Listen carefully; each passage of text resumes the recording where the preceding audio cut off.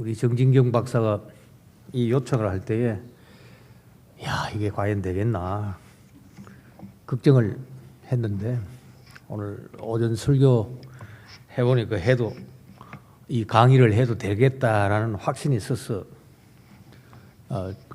집에 안 가고 시작하겠습니다. 점심 잘 먹었습니다. 그 국이 너무 맛있어가지고 큰 대접에 한 그릇을 먹었습니다. 남은 거 싸주면 내가 가져갈게요. 오늘 이 내용은 사실은 쉽지 않은 내용입니다. 근데 우리 중고등부 이 학생들이 와 있기 때문에 제가 훨씬 더 힘있게 기쁘게 강의를 할 수 있을 것 같습니다. 저는 함안보다는 아주 못 사는 시골 출신입니다. 그 합천 출신인데 뭐 앞산하고 뒷산하고 그 뭐 빨랫줄 맨다라는 두메 산골 출신입니다. 제 선친께서 혼인을 하시고 군대에서 신앙생활을 시작을 하셨습니다. 제 조부가 아주 완고한 분이었는데 당시 3년이 넘는 세월 동안 한 번도 휴가를 오지 아니하시고 그 정도로 완고하신 줄 알았기 때문에 교회로 먼저 제대를 하고 찾아갔습니다. 그 교회가 혹시 아시는 분들이 계실 겁니다. 그 6.25 때 순교당했던 그 배주달 선생의 모교회입니다. 그 교회에서 제가 신앙생활을 했기 때문에 아주 보수적으로 했고 지금도 주일날 제가 식당을 안 갑니다. 선친이 아주 몸에 독자셨는데 신앙생활을 많이 힘들게 하셨습니다. 첫째는 조부께서 식사 기도하면은 녹그릇으로 이 막배기를 바로 쳐버렸고 교회 갔다 오면은 대문간에 숨어 계시다가 그 빨랫줄 매는 나무 가지를 가지고서 막 장단지를 후려쳐가지고 다치는 그런 일도 있었고요. 조그마한 종중에 정답이 저희들한테 있었는데 제사 안 지내는 놈이 어떻게 그걸 붙이느냐 해가지고 그 몸에 독자셨기 때문에 사촌 저에게는 그 당숙 아버지 손 아래 동생인 그 분이 수요 기도회 때 아버지께서 출타한 가운데 비가 아주 철철 오는 여름에 8개월 된 내 모친에게 행패를 부려서 제가 초등학교 4학년이었는데 그때 그 배를 차는 모습을 제가 본 적이 있습니다. 동네 사람들이 그와 같은 것을 많이 당하는 제 선친을 보고 고소해라. 근데 끝까지 고소하지 아니하셨습니다. 그래서 혹시 기억하시는 분이 있을는지 모릅니다만 제가 기독교보에 성도 간의 송사에 대하여서 글을 여러 차례 쓴 적이 있습니다. 왜 목사가 장로가 교인을 세속 법정에 고소 고발하느냐. 거기에 대해서 제가 글을 쓴 것은 고린도전서 6장의 말도 있지만은 제 선친은 지속적으로 손해를 보시면서 아주 바보 같은 신앙생활을 하셨는데 그런 선친에 대하여서 제가 아주 불만이 많았습니다. 왜 저렇게 바보처럼 살아갈까?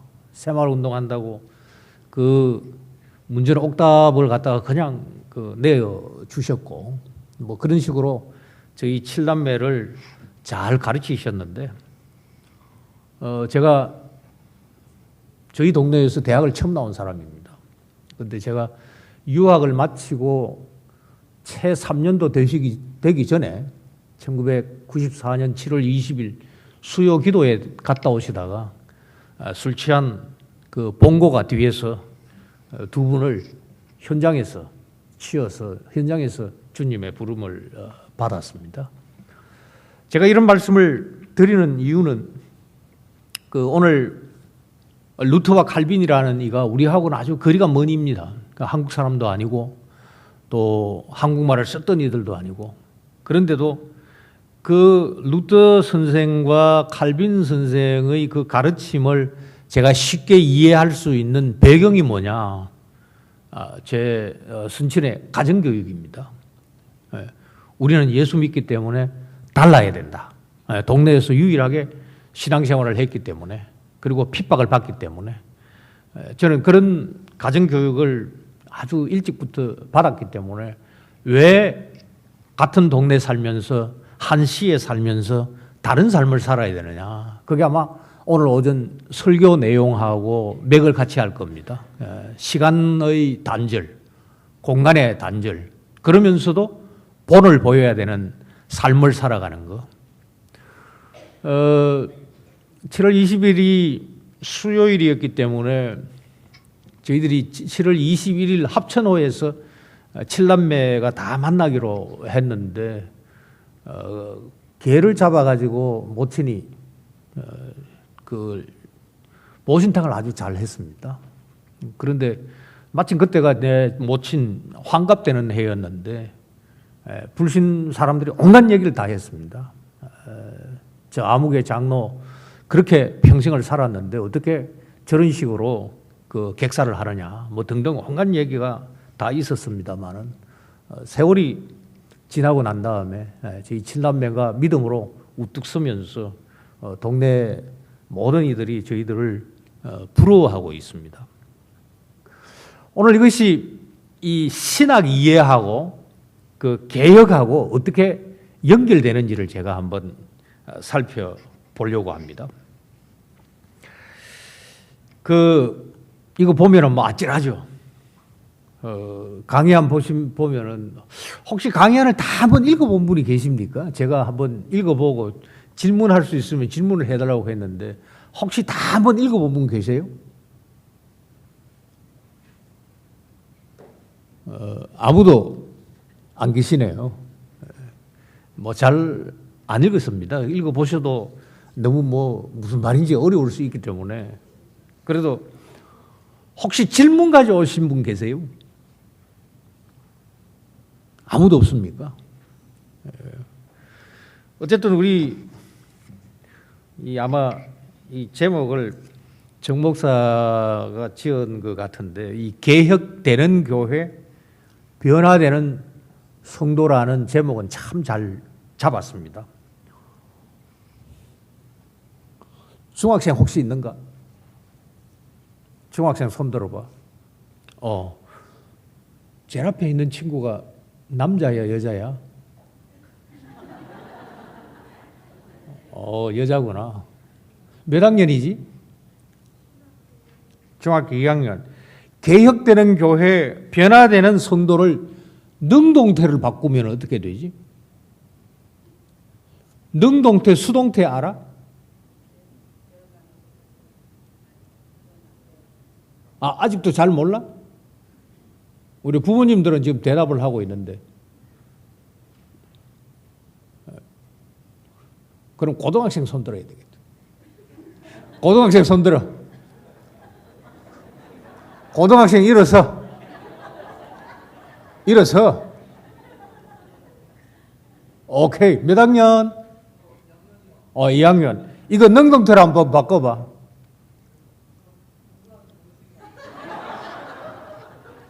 너 여기 엄마 아버지 계셔 안 계셔? 앉아. 그 옆에 있는 친구는 몇 학년이야?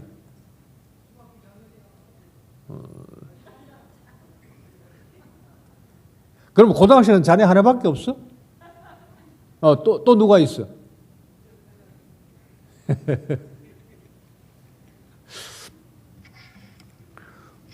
오늘 오전 설교에서 제가 말씀을 받았습니다. 말씀을 드렸습니다만은 우리는 받는 입장입니다.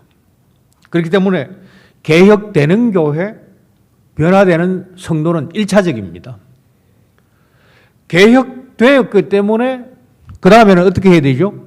개혁하는 교회가 되어야 되고 변화된 성도이기 때문에 어떻게 되어야 되죠? 변화를 퍼뜨리는 능동적인 성도가 되어야 되겠죠. 이게 굉장히 중요합니다. 성경에 보면은 이게 뭐 문법적으로 수동태, 능동태라 그러는데 수동태는 받는 입장이고 능동태는 받았기 때문에 그 받은 걸 가지고서 받은 흔적, 표시를 내는 거죠. 우리는 스스로를 개혁할 수가 없습니다. 우리는 개혁받아야 되고 우리는 개혁되어야 되는 거죠. 자, 그러면은 누가 우리를 개혁합니까? 누가 우리를 개혁하죠? 그거는 칼빈 선생이 말하고 있는 개혁의 주체는 성부 하나님이요, 성자 하나님이요, 성령 하나님이다라는 것을 칼빈 선생을 다루면서 나올 겁니다. 자, 변화되는 거. 자, 이렇습니다. 지금 그 주기도문 번역이 이제 달라졌습니다만은, 하늘에 계신 우리 아버지요, 이름이 거룩히 여기심을 받으시오며. 고등학생이 하나 더 있어야 되는데, 너희들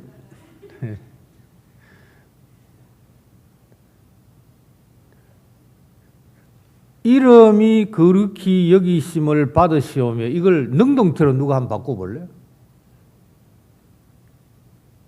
야, 너 한 번 더 일어서 해야 되겠다.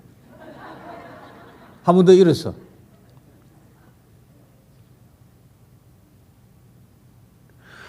이름이 거룩히 여기심을 받으시오며, 이것은 그 성경 원어를 한국말로 그대로 직접 직역을 한 겁니다. 그래서 요새 세번역에 보면은 하늘에 계신 우리 아버지요, 아버지께서 아버지의 이름을 거룩하게 하여 주시옵소서. 그러면은 나라의 임하옵시며를 갖다가 이걸 아버지의 나라를 임하게 하여 주시옵소서. 그렇게 번역을 해야 됩니다. 그렇게 번역을 해야 되는 좋은 예가 어디냐 하면은, 같은 마태복음인데 마태복음 말미에 보면 이런 말씀이 나옵니다. 하늘과 땅의 모든 권세, 뭐죠? 권세, 다 침묵이시오. 하늘과 땅의 모든 권세를 내게 주셨으니. 그런데 그게 원문에 보면 하늘과 땅의 모든 권세가 내게 주어졌으니 이렇게 되어 있다고요. 그런데 하늘과 땅의 모든 권세를 내게 주셨으니, 그러면은 누가 부활하신 예수님에게 하늘과 땅의 모든 권세를 주신 거죠? 하나님 아버지께서 부활의 상급으로 하늘과 땅의 모든 권세를 내게 주신 거예요. 자, 여기에서 누가 주도권을 가지고 있느냐, 누가 주체이냐, 누가 주어이냐는 것이 나옵니다. 그러니까 개혁되는 교회 이래 하면은 누가 교회를 개혁하는가? 라는 질문을 할 수가 있겠죠. 그러면은 대개 우리가 교회를 개혁해야 된다. 맞습니다. 우리가 교회를 개혁해야 됩니다. 그러나 오늘 오전 설교를 잘 기억하시겠지만은 죽은 사람은 자기를 살릴 수가 없습니다. 먼저 살려주셔야, 그리고 난 다음에 무슨 제물이 된다고요? 산 제물이 되는 거죠. 그러니까 여기에 제목이 참 잘 된 겁니다. 하나님 삼위께서 우리를 개혁할 때에 우리는 개혁을 받아. 그러니까 개혁이라는 말도 이 로마서 12장 2절에 그 변화를 받아. 로마서 12장 2절 한번 펴보겠습니다. 보니까 처음부터 질문해도 답도 안 하시고 성경이라도 같이 읽어야지, 그죠? 로마서 12장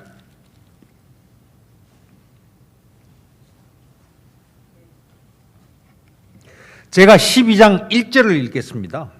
그런데 12장 2절을 읽어보면 거기에 성경에서 개혁으로 번역할 수 있는 두 곳 중에 한 곳이 바로 여기입니다. 제가 읽고 2절을 읽고 난 다음에 제가 질문을 할 겁니다. 2절에 어떤 단어가, 어떤 동사가 개혁하고 연관이 되는지를 묻겠습니다. 그러므로 형제들아, 내가 하나님의 모든 자비하심으로 너희를 권하노니 너희 몸을 하나님께서 기뻐하시는 거룩한 산 제물로 드리라. 이는 너희가 드릴 영적 예배니라. 2절 시작.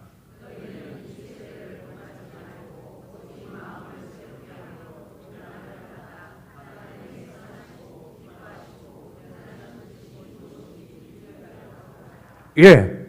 여기에서 개혁으로 바꿀 수 있는 우리 번역 말이 뭘까요? 예, 새롭게 하다라는 것도 가능하지만은 여기에 변화를 받아라라는 이 말이 조금 설교보다는 강의식이니까요. 예, 성경은 예수님 십자가 명패에 이 유대인의 왕이라고 쓰여 있는 명패가 있는데 몇 가지 언어로 되어 있죠? 세 가지 언어죠. 첫째가 뭐죠? 예, 구약의 언어인 히브리어. 둘째가 신약의 언어인 헬라어. 세 번째가 뭐죠? 그 당시 로마 지역에서 쓰고 있던 언어. 그게 뭐죠? 라틴어라는 겁니다. 그래서 요 신약 성경이 헬라어로 되어 있는데 라틴어로 번역을 하면서 변화를 받아라는 말을 개혁 받아라는 말로 번역을 했습니다. 그러니까 변화를 받아, 개혁을 받아. 그러면은 항상 받기 때문에 누가 주시고 누가 변화시킨다는 거죠? 하나님께서 우리를 변화시킨다. 하나님께서 우리를 누구 안에서 변화시키셨다? 예수님 안에서 변화시켰다. 누구의 능력으로 변화시키신다? 성령 하나님의 능력으로 변화시키고 개혁시킨다. 요 정도만 하면은 강의 다 들었으니까 종강해도 됩니다. 그래도 제가 먼 데서 왔으니까요. 제가 오늘 오려고 6시에 차를 몰고 여기까지 왔으니까 그래도 조금은 더 하고 마쳐야 되겠죠. 그렇기 때문에 너희 중학생, 고등학생도 오늘 내한테 죽었다. 내가 계속 질문할 테니까. 그리고 아버지, 어머니 여기 안 계십니다. 네가 고아가. 그렇게 대답하면 안 되고 제대로 한번 대답을 합니다. 자, 강의한 39페이지. 그러니까 강의한 지금 마지막 페이지 앞입니다.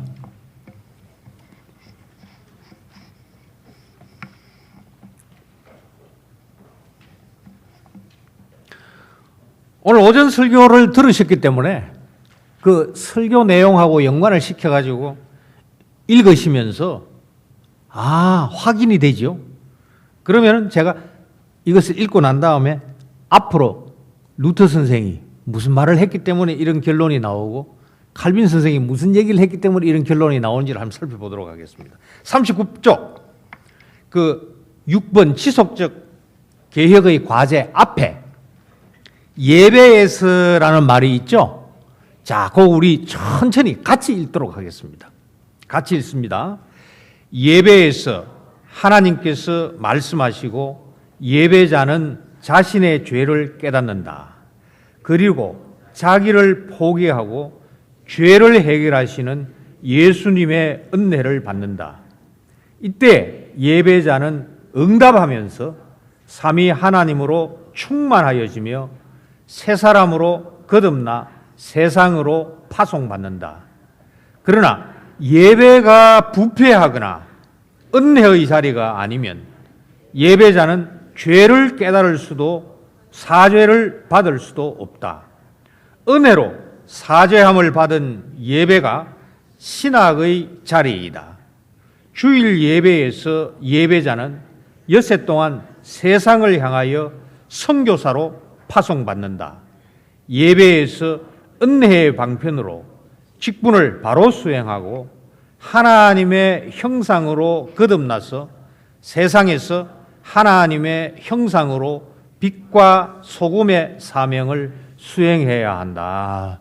오늘 요 얘기를 그 오전 예배에서 얻을 수 있는 결론 또는 교훈으로 정리를 하고 동시에 앞에 나온 루터 선생과 칼빈 선생의 얘기를 조금 살펴보도록 하겠습니다. 이제 앞으로 가가지고요. 27페이지. 실제 제가 한 30년 가르치고 은퇴를 했습니다마는 교회에 가가지고 이런 강의를 해본 적이 없습니다. 근데 오늘 저와 교우들이 큰 실험을 하고 있습니다. 교회 가서도 되더라. 하만제일교회 가니까 되더라.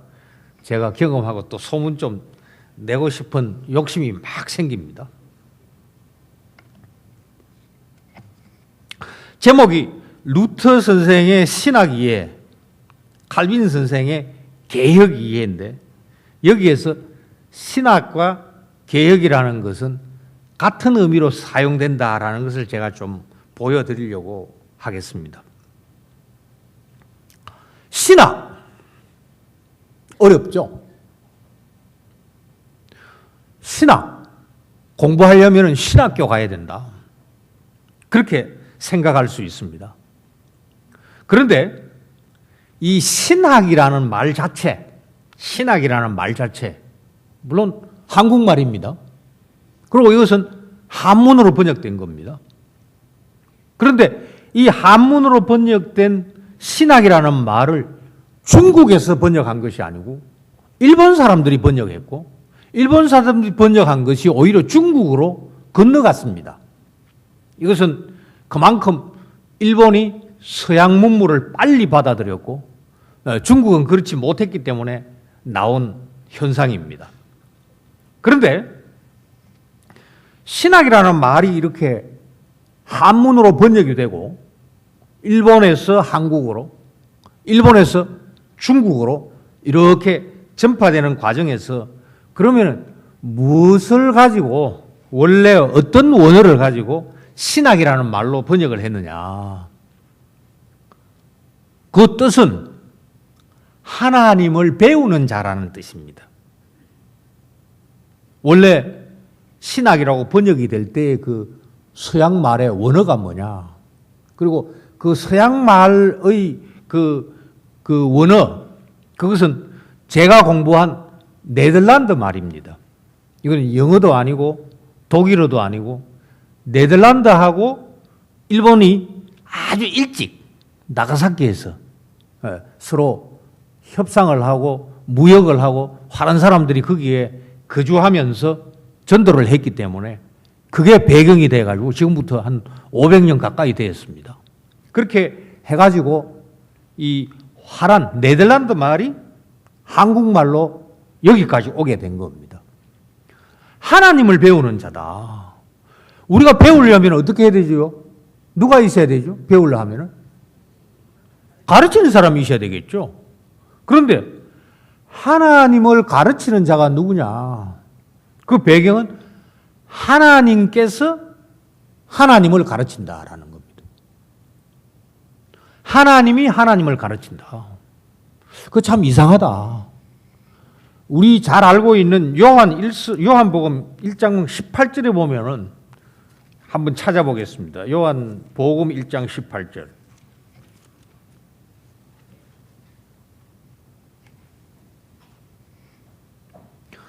요한복음 1장 18절. 자, 찾았으면 같이 읽겠습니다.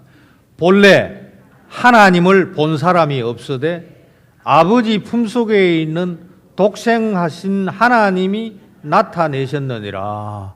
자, 중학생이 의논해가지고 대답한다. 자, 여기에서 품사 하나가 빠졌어. 주어도 있고 동사도 있는데 목적어가 빠졌어. 아버지 품속에 있는 독생하신 하나님이 나타내셨느니라고 했는데 목적어가 빠졌어. 목적어가 뭘까? 빠졌는데 뭘까? 독생하신 하나님이 누구를 나타내셨다고? 하나님 아버지를 나타냈다. 이게 지금 말이 안 되죠. 이게 한국말만 이래 안 되는 게 아니고 원어에도 목적어가 빠져 있습니다. 하나님이 하나님을 계시하셨다. 하나님이 하나님을 가르치신다. 예수 그리스도께서 하나님 아버지를 나타내셨다. 예수 그리스도께서 하나님 아버지를 가르치신다. 누구의 능력으로? 성령 하나님의 능력으로. 그게 신학이에요. 오전에 말씀드렸는 것처럼 우리는 지성이면 감천이다 생각하면서 재물을 갖다 바치면은 그 신이 누군지는 모르지만은 뭔가 거기에 대한 보답을 해줄 수 있다. 그런 식으로 내가 하나님을 가르치죠. 우리가 하나님을 가르치죠. 우리가 하나님을 계시하죠. 우리가 하나님을 드러내죠. 그게 바로 몇 계명을 어기는 거죠? 몇 번째 계명을 어기는 거예요? 그게 첫 번째 계명을 어기는 겁니다. 나 외에는 다른 신을 두지 말라 하는데 우리는 지성이면 감천이다. 정화수 갖다 놓고 목욕 재개하고 이렇게 비비면은 뭔가, 그리고 지금 이 시절 아니에요. 뭐 팔공산에 가면은 막 그 바위에 막 엿이 막 붙어 있다고. 지금 이 시절 가면은요, 이 추운 시절에도 그 붙어 있다고. 그렇게 뭐 108배를 하고 뭐 온갖 짓을 다 하죠. 이렇게 부모가 정성을 바치면은 그게 부처가 될런지 뭐 그야말로 하나님이 될런지 누가 될런지 모르겠지만은 어여삐 여겨줄 거다. 그런 방식으로 하나님을 만들어냅니다. 그런데 신학은 하나님이 하나님을 가르칠 때에, 그때에 우리가 하나님을 하나님의 능력으로 배우는 겁니다. 이게 신학이에요. 그래서 아까는 제가 네덜란드 말을 그렇게 얘기를 했습니다만은, 자, 네덜란드 말 이전에 아까 세 나라 말이 있다 했죠. 히브리어, 헬라어, 라틴어가 있었는데, 히브리어는 유대인들이 예수님을 하나님으로 받아들이지 않기 때문에 점점 사라지고, 헬라어로, 그 다음에 라틴어로 신학이라는 말이 사용되었습니다. 그때의 신학은 학이 아니었습니다. 신학의 학은 이렇습니다. 자, 요한복음 1장 1절. 태초에 말씀이 계시니라. 말씀. 그러니까 학이라는 말의 원래 뜻은 말씀입니다.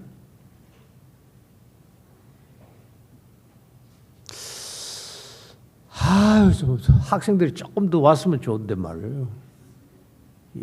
중고등부 당당 교육자가 손목사야, 양목사야. 보니까 양목사가 슬 가는 거 보니까 양목사 담당이지. 조금 더 왔어야 되는 건데.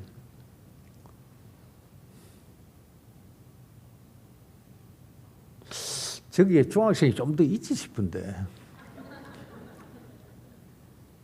중학교 2학년, 제일 뒤에 이쪽에 있는 친구, 너 중학교 2학년이라면서? 한번 일어서 볼래? 오케이. 여기 엄마, 아버지 계셔? 뭐라고? 아, 너 혼자 교회 오냐? 아우. 너가 내 선친처럼 아버지처럼 일대 신앙인이 되면 더 좋겠다. 질문. 자, 신은 하나님이야. 근데 내가 학은 원래 뜻이 뭐라고 했지? 야, 너는 벌써부터 대변인 두고 있는 회장이구나. 자, 학은 말이야. 자, 그러면은 하나님하고 말, 동사로 붙여가지고 문장을 만들어봐.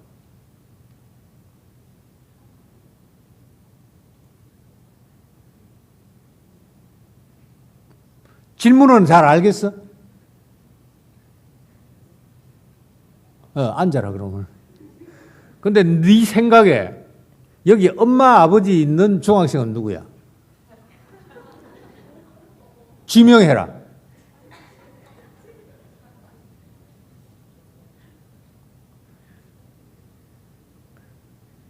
너 좋아하는 여학생 없어? 한번 지명해봐. 이름 불러.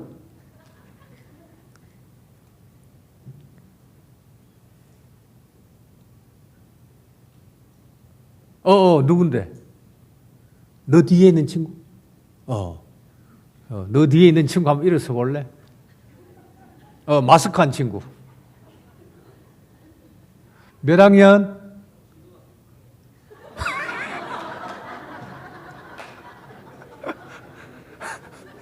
그래. 너는 틀려도 좋다. 하나님 다음에 말하다. 문장 만들어 볼래?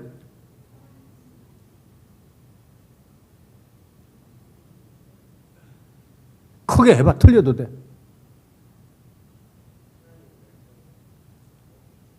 아니, 문장을 만들어 보라고. 그거 아주 간단하잖아.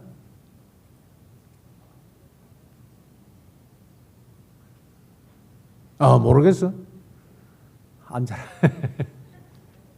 누가 한번 해볼래요? 그래도 하만제일교회 장례를 짊어질 누가 한번 대답을 한번 해봐. 야, 너 학교에서는 지극히 발랄한 뭐 하면서 말이야. 어떻게 여기서는 이렇게 얌전하냐? 하나님이 말하다죠, 그죠? 하나님께서 말하다. 하나님께서 말씀하신다. 그래서 성경에 보면은 하나님이 뭐죠? 옛날 번역으로 하나님이 가라사대 하나님이 말씀하시는 거죠, 그죠? 그게 신학이에요. 그러면은 하나님이 말씀하는 것을 듣고 하나님께 이 말씀을 하나님이 하셨습니다라고 돌려드리면은 어떻게 해야 되죠? 하나님이 누구에게 말씀하시죠? 나에게 말씀하시고 우리에게 말씀합니다. 그러면은 주어가 뭐가 돼야 되죠? 우리가 누구를? 하나님을 말한다. 그게 신학이에요. 하나님이 자기를 나타내셨다. 하나님이 하나님을 계시하셨다. 하나님이 하나님을 말씀하신다. 그런데 지금 여러분들께서는 신학을 공부를 안 했다 하지만은 어쨌든 일반적으로 사용되는 신학은 사람이 하나님에 대해서 이러니 저러니 말하는 것을 신학이라고 말하는데 그것은 2차적인 의미예요. 2차적인 의미예요. 1차적인 의미는 오늘 제가 그렇게 설교를 했죠. 예수 그리스도는 우리의 구원주입니다. 그게 1차적입니다. 예수 그리스도는 그렇기 때문에 우리의 모범입니다. 우리의 원형입니다. 그렇기 때문에 우리가 예수님처럼 살 수가 있는 거죠. 그것이 2차적인 의미입니다. 하나님이 먼저 하나님을 말씀할 때, 하나님께서 가라사대 할 때, 하나님이 말씀하면은 우리는 어떻게 되죠? 들어야 되죠. 듣고 난 다음에 우리도 말해야 되죠. 그러니까 우리도 하나님을 말하는 거. 그게 신학입니다. 그게 원래 신학이라는 말, 헬라어와 라틴어의 말의 뜻이었습니다.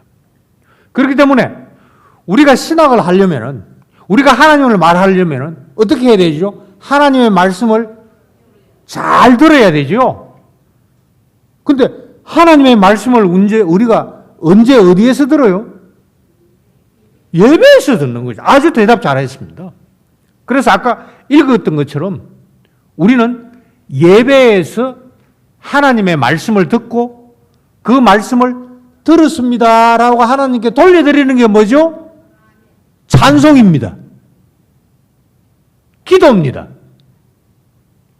그러니 예배는 하나님께서 그냥 받기만 하는 게 아니고 예배에는 주고 받는 게 있습니다.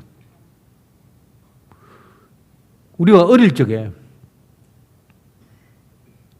야 이놈아 나 자빠지겠다. 뭐가 그렇게 급하노? 니 어디 가노? 이러면 예배 보러 갑니다. 그런다.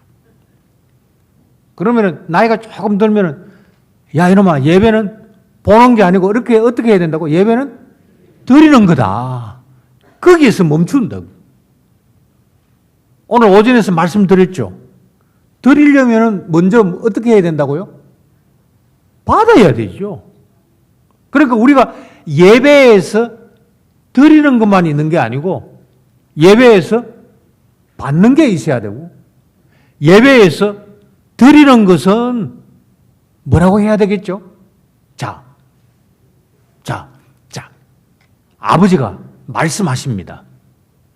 그러면은 듣고 있는 아들이 아버지에게 어떤 태도를 보여야 되죠? 아버지가 말씀하시면은 아들은 어떻게 해야 되죠? 응답을 하잖아요.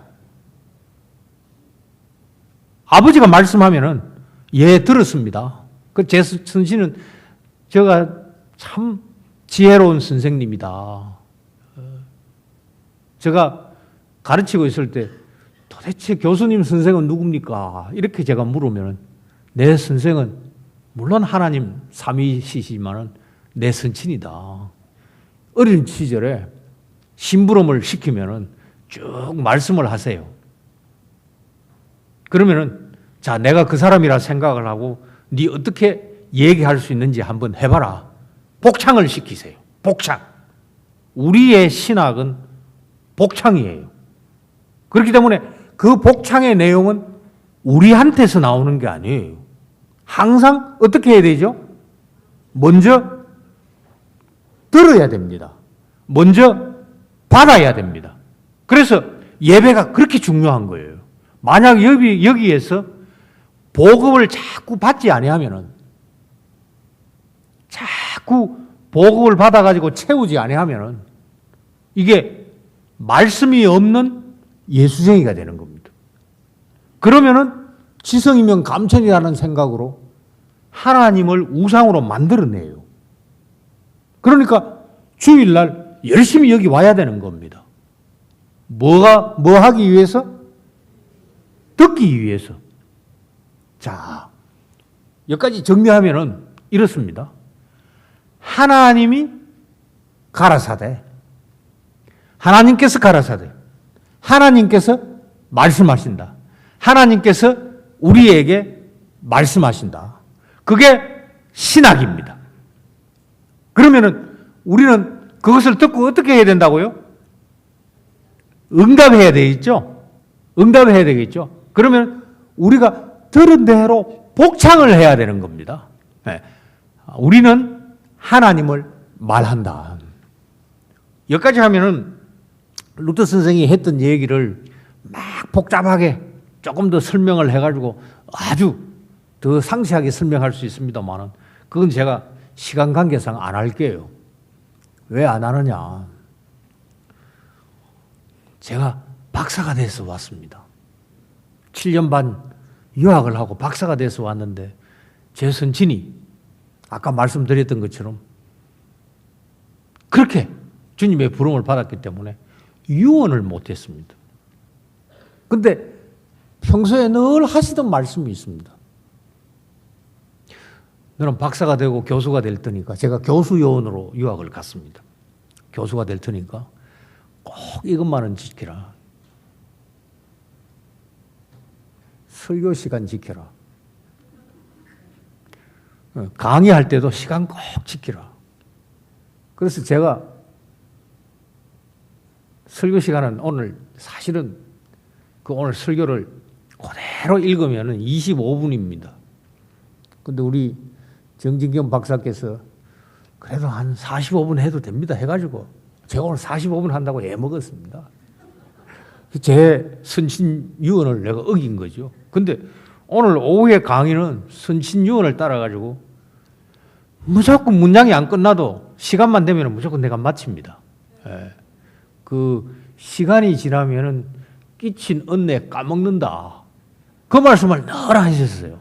그래서 그게 저한테 남겨준 여러 가지 유언 중에 하나이기 때문에 요 정도 하면은 됐습니다. 한 번만 더 복습하겠습니다. 신학은 뭐라고요? 하나님이 하나님을 말씀하신다.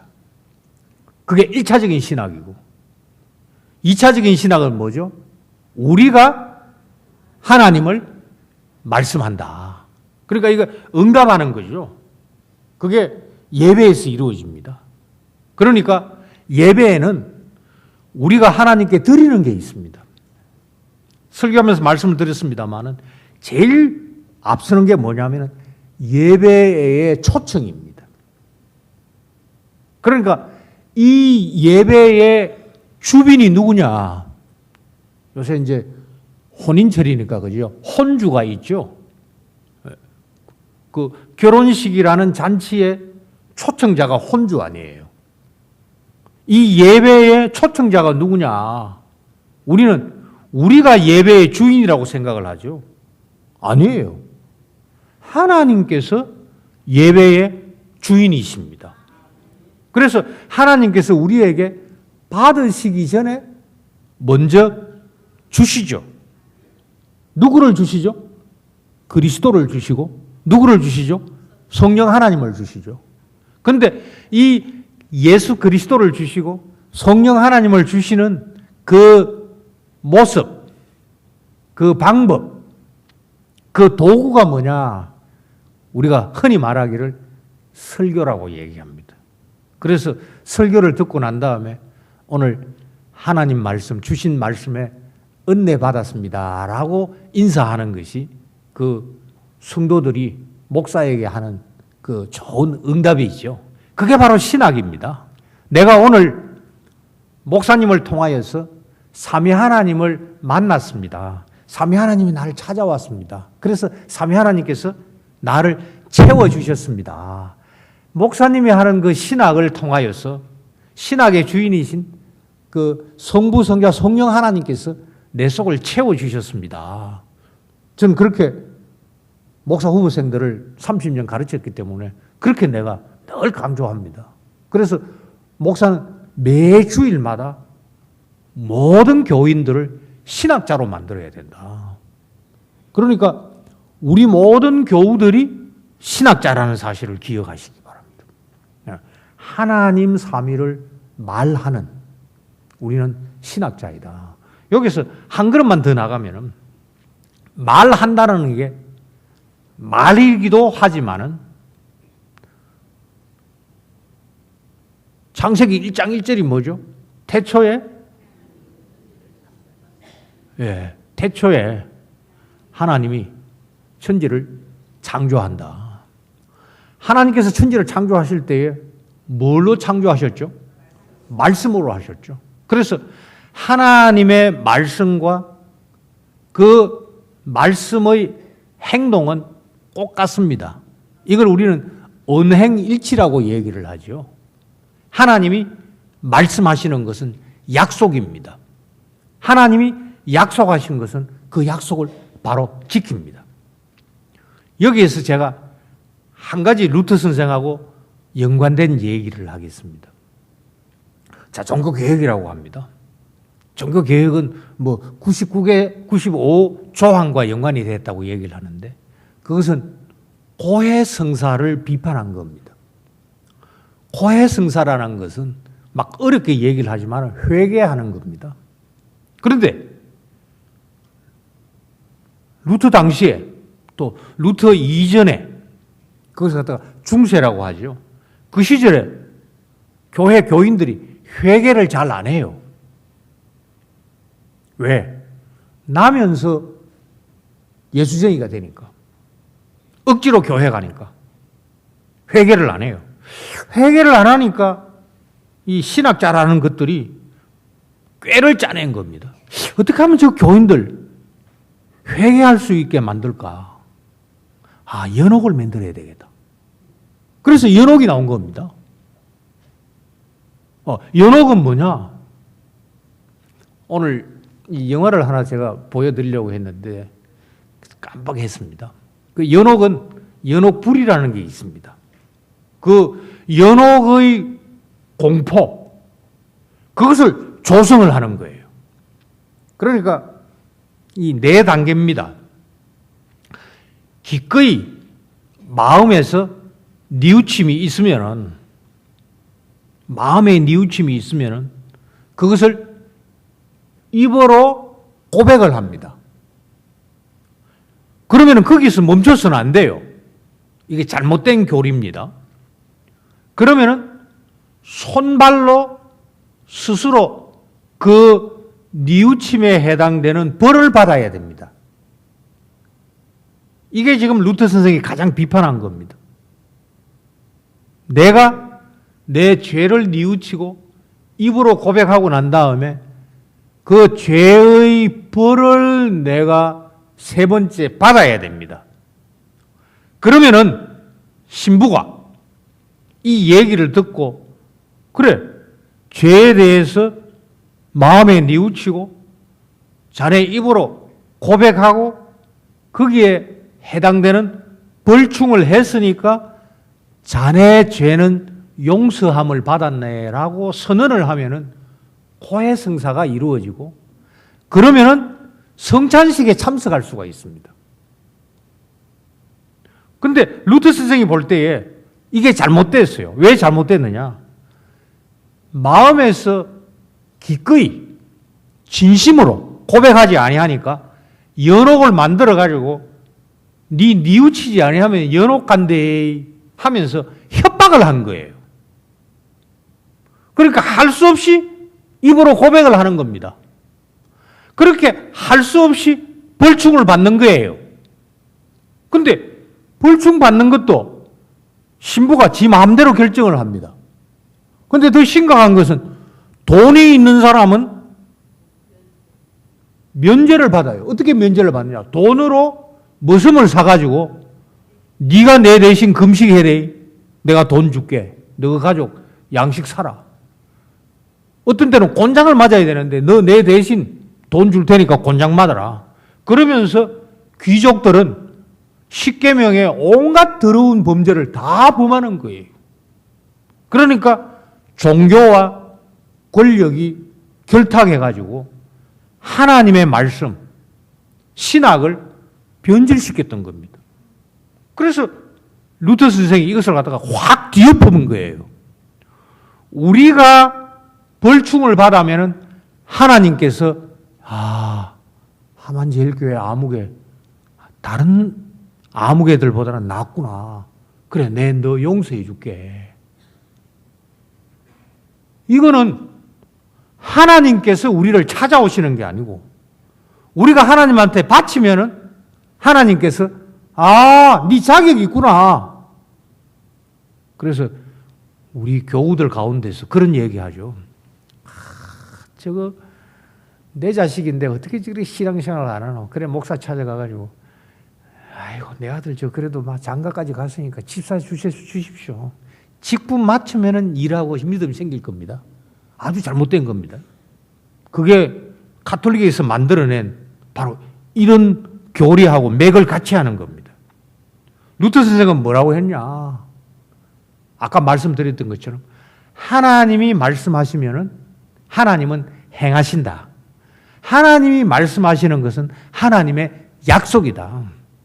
그래서 하나님께서 오늘 읽었던 본문 시편 71편 그 2절,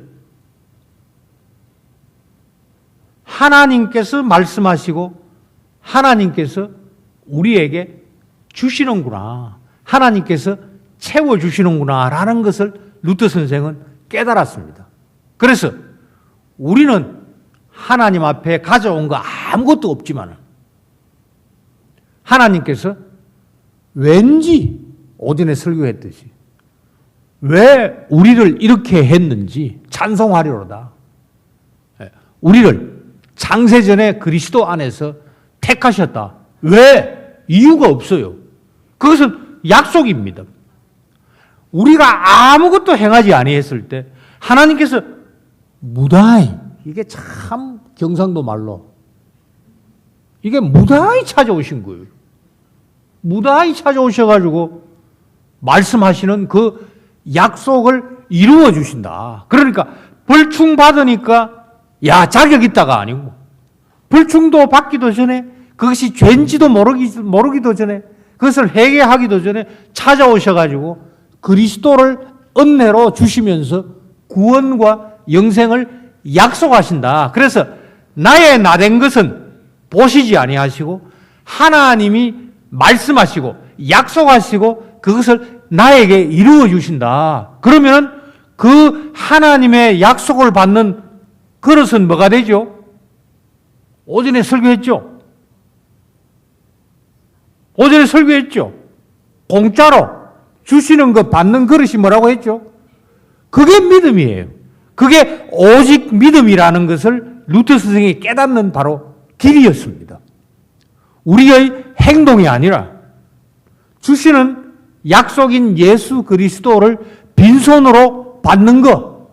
그게 바로 오직 믿음이고 그것을 오직 믿음을 다른 식으로 우리의 의로운 행동을 보시고 너 의롭다 자격을 인정하는 게 아니고 불의한 우리를 그대로 보지 아니하고 자외선이죠. 여름에 강한 햇빛에 노출되면 피부가 타죠. 자외선이죠. 그러면 요새는 시절이 좋아가지고 뭘 바르죠? 선크림 바르죠. 하나님께서 우리의 죄, 우리의 불의를 바로 보시면 우리는 어떻게 되죠? 바로 죽는 거죠. 그런데 하나님과 우리의 죄 사이에 누가 오셨다? 예수 그리스도를 보내겠다는 그 약속, 또 보내주신 그 은혜로 우리를 보시는 거예요. 그게 바로 이신칭입니다. 그리고 이것을 혹시 좀 들으셨는지 모르겠지만 라틴어로 코람 데오라는 게 있습니다. 아시네요. 하나님 앞에서. 그 하나님 앞에서의 뜻이 뭐냐? 이겁니다. 하나님께서 우리를 그리스도를 사이에 중보자로 끼워 넣지 않고 보시면은 우리는 죄인이요. 하나님께서 우리를 바로 보지 아니하시고 그 사이에 중보자 예수 그리스도를 끼워 넣으면은 우리의 행위와 관계없이 우리가 죄인이 아니라 뭐가 된다? 의인이 된다. 그게 코람데오의 뜻이에요. 두 가지 뜻. 예수님 없이 하나님 만나면 뭐가 되죠? 우리는 죄인이요. 예수님 얻고 예수님 덮어 쓰고 하나님 앞에 서면 우리는 누구라고? 근데 우리가 의로운 행동을 했습니까? 그러니까 예수님이 우리의 뭐가 되죠? 의가 되시는 거죠. 그게 고린도전서 1장 31절에 보면 나옵니다. 예수 그리스도 우리의 의시다. 그러니까 로마서 1장 16절에 17절에 오직 의인은 믿음으로 말미암아 살리라라는 것을 가지고서 루터 선생이 방금 말씀드렸던 것처럼 마음에 뉘우쳐야 되고 입으로 고백해야 되고 손으로 벌충받아야 되고 그 다음에 사제선언 받는다. 이거 가지고 오는 교인마다 너 죄가 용서를 받았다 했는데 그것을 말하고 있는 신부인 루터 마음에는 평안이 없었던 거예요. 아, 이거는 사기다. 그러면서 고민을 하고 실험을 하고 금식도 하고 철야도 하고 온갖 짓을 다 해가지고 결국 깨달은 것이 뭐냐? 로마서 1장 17절을 시편 71편 2절로 깨달은 겁니다. 나의 의로 나를 살려주시옵소서가 아니고 누구의 의로? 주의 의로 나를 살려주시옵소서. 근데 주의 의가 누구시죠? 예수 그리스도. 그걸 깨달은 거예요. 자, 하나님이 하나님을 말씀한다고 할 때에 약속인데 그 약속은 결국은 누굽니까? 예수 그리스도라는 약속. 그거 오늘 하나 잘 기억하시고요. 두 번째는 아주 간단합니다. 오늘 오전 설교도 했고 아까 그 결론 마지막 부분에서도 이제 읽은 내용인데요. 말한다라는 것은 이미 창세기 1장 1절 말씀처럼 말은 곧 뭐라고요? 은, 행, 일치입니다. 말은 곧 그 사람입니다. 말은 약속입니다. 말은 말로만 끝나는 것이 아니고 그 말대로 이루어야 됩니다. 말대로 행해야 되는 겁니다. 그러니 하나님께서 말씀하신다. 하나님께서 약속하신 대로 예수 그리스도를 보내주셨죠. 그렇기 때문에 하나님에게 말씀은 행동입니다. 그러니 우리도 응답하는 자로서 우리의 말이 무엇으로 나타나야 된다?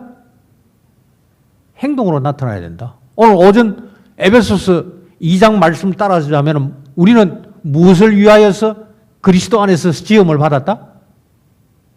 무엇을 위하여서? 선행을 위해서, 행동 위해서. 그런데 그것은 착한 행동을 위해서 하는 것이다. 그러니 우리의 삶 전부가 신학이 되어야 됩니다. 우리의 삶 전부가 하나님을 말하는 삶이 되어야 됩니다. 잘 기억하시기를 바랍니다. 삼위 하나님께서 우리에게 말씀하시기 때문에 그 말씀을 들은 우리는 삼위 하나님을 찬송하는 방식으로 응답합니다. 사실 우리 찬송가 가운데는 삼위 하나님을 찬송하는 찬송이 많지가 않습니다. 이것은 개신교회의 찬송가의 큰 약점입니다. 이것은 또 다른 주제이기 때문에 제가 말씀드리지 않고 넘어가겠습니다. 첫 번째는 약속입니다. 그것 때문에 이루어지지 않았으나 이루어진 것처럼, 약속을 했기 때문에 이루어진 것처럼. 그래서 이사야 7장 14절 처녀가 잉태하여 아들을 낳으리니, 우리 번역은 그래 되어 있지만 히브리어 원문을 보면 처녀가 잉태했다, 아들을 낳았다. 그게 바로 약속은 곧 뭐라고요? 말은 곧 행동이기 때문에 그것을 갖다가 예언적인 완료형이다, 그렇게 표현을 합니다.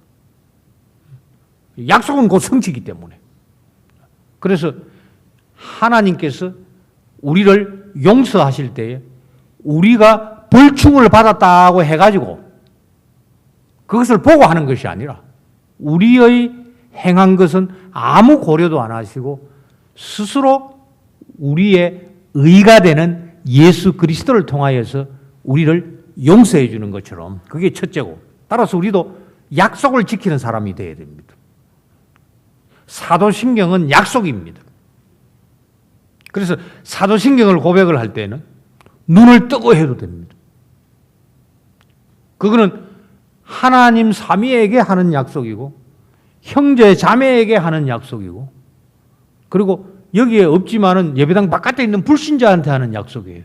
나는 성부를 믿는 자로서, 성자 하나님을 믿는 자로서, 성령 하나님을 믿는 자로서 그 성부 하나님의 아들, 딸답게, 성자 예수 그리스도의 제자답게, 성령 하나님께서 거하시는 성전답게 나는 살 것이다 라는 것을 성부에게, 성자 하나님께, 성령 하나님께 약속할 뿐만 아니라 함께 고백하고 있는 형제 자매에게 그게 약속하는 거예요.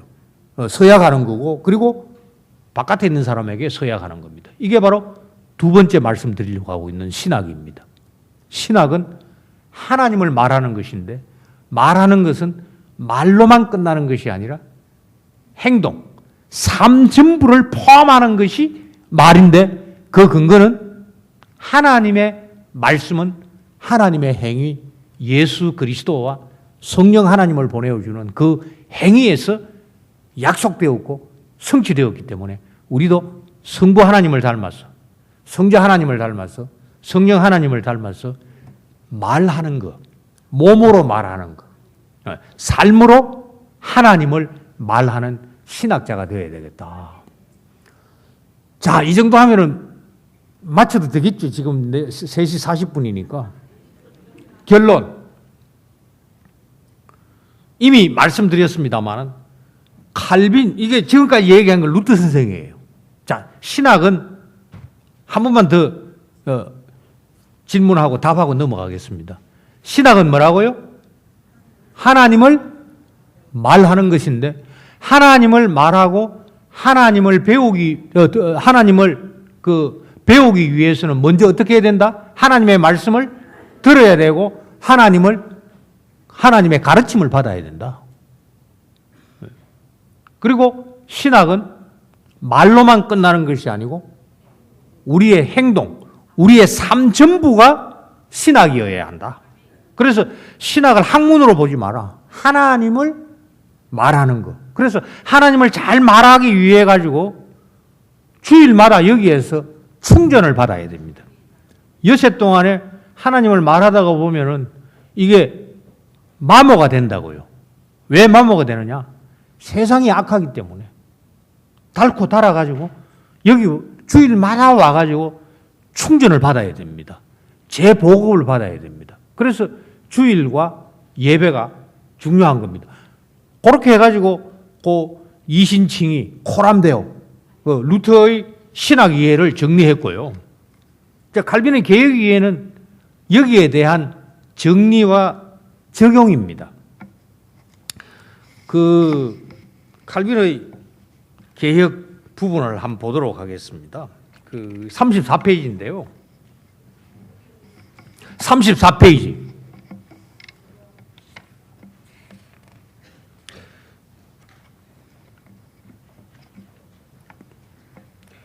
35페이지로 넘어가면은 그 위에서 먼저라고 보이는 게 있죠. 먼저 중생의 목적은 그거 한 줄만 읽겠습니다. 시작.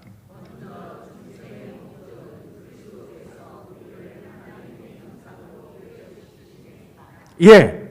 자, 여기에서 우리가 잘 보겠습니다만 밑으로도 계속 마찬가지입니다. 읽어보면은 이건 제가 일일이 칼빈 선생의 글들을 읽고 제가 일일이 찾은 겁니다.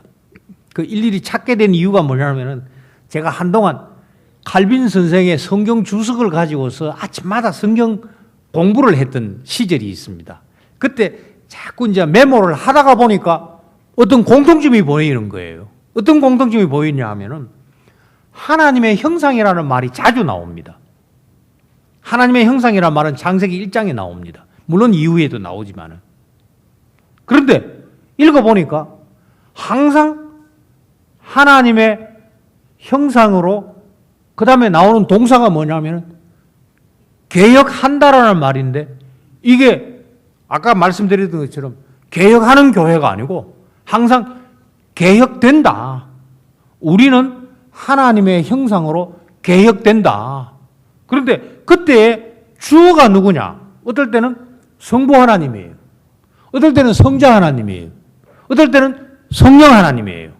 그래서 그 공통점을 어느 단계가 지나니까 이렇게 정리할 수가 있었습니다. 하나님의 형상.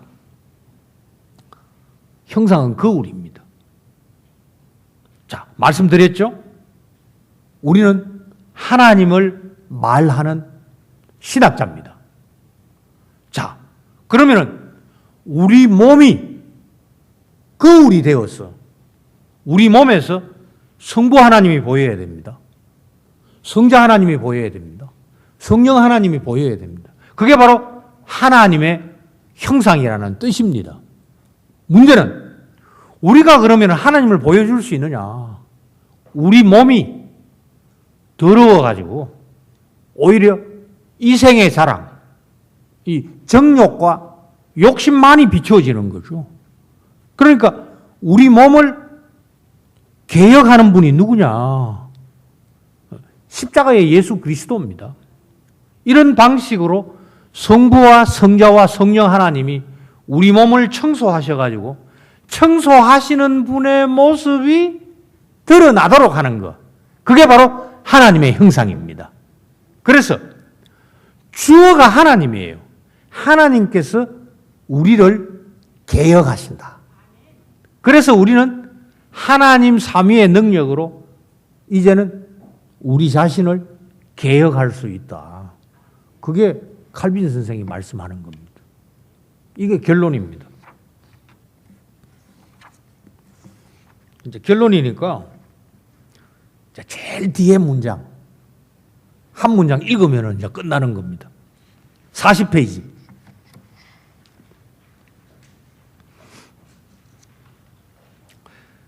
40페이지 셋째 줄 있죠? 그 셋째 줄 거기에 그 따옴표 안에 인용한 문장이 있는데 그게 루트가 한 이야기입니다. 우리 같이 한번 읽어볼까요? 시작. 하나님을 말하는 자들이 신학자이다. 딱 돼 있죠? 오늘 했던 거. 자, 그게 루트 선생이 이해한 신학 이해인데 함부로 우리가 하나님을 말할 수 있다 없다? 먼저 뭐 해야 된다고요? 하나님이 말씀하실 때에 잘 듣고 그 말씀을 복창하면서 응답하면서 1차적으로 하나님께 돌려드리는 것이 신학이다. 그래서 예배하는 자리가 신학하는 자리다. 여기서 목사는 삼위 하나님을 말하고 회중인 여러분들은 듣고서 하나님께 찬송하는 것이 1차적인 신학이 하는 겁니다. 아, 찬송이 신학이구나. 그래서 찬송에서 하나님 삼위의 영광을 돌려내는 거. 그게 신학이다. 자, 그게 이제 루터 선생이 한 것이라면 마지막 문단. 자, 그거 이제 읽고 마치도록 하겠습니다. 칼빈은 시작. 칼빈은 사람 개혁을 강조하며 삼위 하나님께서 개혁의 주체이심을 부각시킨다. 즉 삼위 하나님께서 협력하시면서 죄인을 자기의 형상으로 만드신다. 이렇게 온전하게 회복된 전인은 세상으로 파송되어 세상을 새롭게 만드는 새 창조의 동력자가 된다. 종교 개혁은 한마디로 사람 개혁과 교회 개혁과 세상 개혁을 다 포함한다. 죄인을 예배에서 동력자로 세우시는 삼위 하나님의 손에 붙잡혀 성도는 삶의 모든 영역에서 늘 개혁하는 개혁자가 되어야 한다.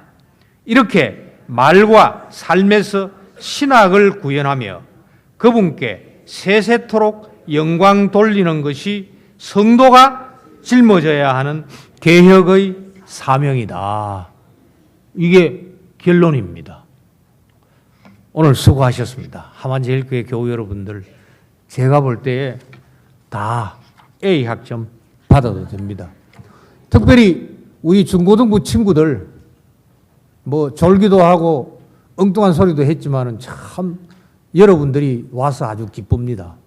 첫째는 이 인구 절벽이 있는 가운데 이 교회 밖에서 사람이 줄어들고 교회 안에도 사람이 줄어드는데 여러분들이 다음 세대를 이을 교회의 이 기둥이 된다라는 측면.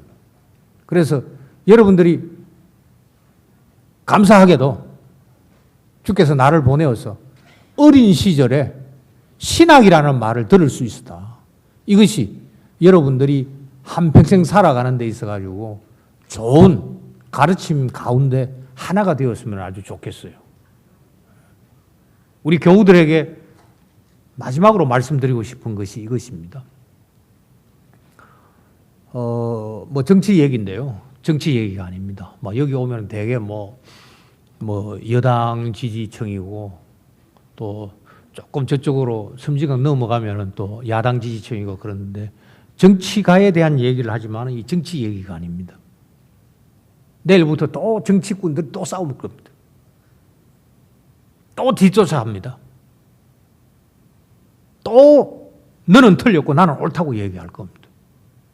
문제는 여당이든 야당이든 이게 정치가에 대한 얘기지만은 정치 얘기는 아닙니다.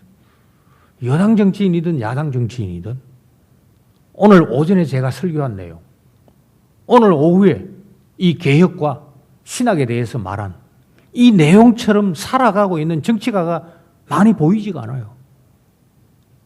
예수님의 흔적이 정치하는 데 나타나지가 않아요.